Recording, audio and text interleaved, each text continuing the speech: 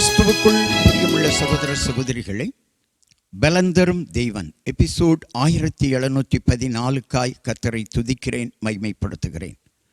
இந்த நாளிலும் ஏசாயா 44 அதிகாரம் 21 வசனம்.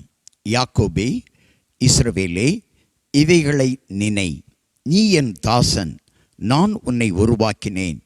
நீ என் தாசன், இஸ்ரவேலே, நீ என்னால் மறக்கப்படுவதில்லை. எல்லாரும் என்னை மறந்து விட்டார்கள். கணவன் மறந்து விட்டார், மனைவி மறந்து விட்டாள், பிள்ளைகள் மறந்து விட்டார்கள் என்று, உறவுகள் மறந்து விட்டார்கள் என்று கலங்கி நின்று கொண்டிருக்கிற உனக்காக இந்த செய்தி. கர்த்தர் உன்னை மறக்கவில்லை, நான் உன்னை மறக்கவில்லை. நீ என்னால் மறக்கப்படுவதில்லை. ஒருவேளை மனிதர்கள் மறந்து போகலாம், உறவுகள் மறந்து போகலாம், நீ கர்த்தரால் மறக்கப்படுவதில்லை.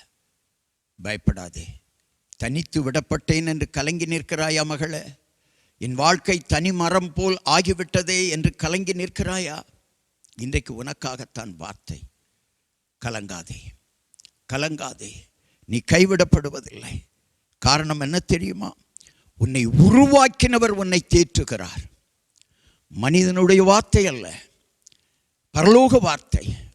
உன்னை உருவாக்கினவர் உன்னை தேற்றி சொல்லுகிறார். நான் உன்னை ஹல்லேலூயா நேசிக்கிறேன், நீ என்னால் மறக்கப்படுவதில்லை. மகளே, மகனே, கர்த்தரால் நீ மறக்கப்படாத பொழுது கர்த்தர் உனக்கு அற்புதங்களை செய்வார். கண்களை மூடி ஜெபிக்கலாம்.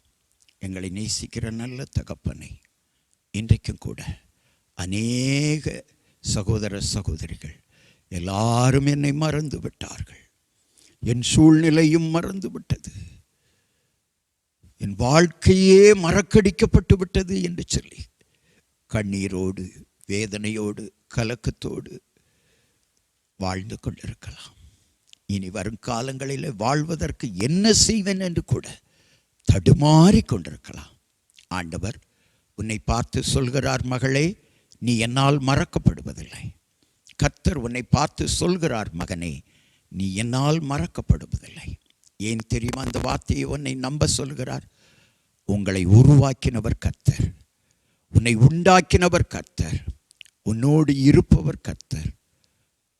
உன்னுடைய கலக்கத்தையும் கண்ணீரையும் மாற்றுவார்.